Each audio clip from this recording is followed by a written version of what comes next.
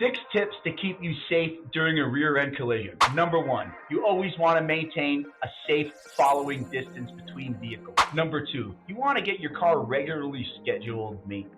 Make sure that you have good brakes so that when you hit your brakes, you don't slam into the back of somebody. And when you drive, number 3, you always want to stay alert and minimize your distractions. Avoid texting. Number 4, you want to make sure that your headrest and your seat is adjusted in the right way. Number 5, brace yourself for impact if you see it coming. If you see that car coming in your rearview mirror, just brace for impact. Number 6, know what to do after a collision. If you are involved in a rear-end collision, you want to check for your injuries. If possible, call the cops, exchange information, then call a Houston car accident lawyer at the Rose Sanders Law Firm at 713-221-3773.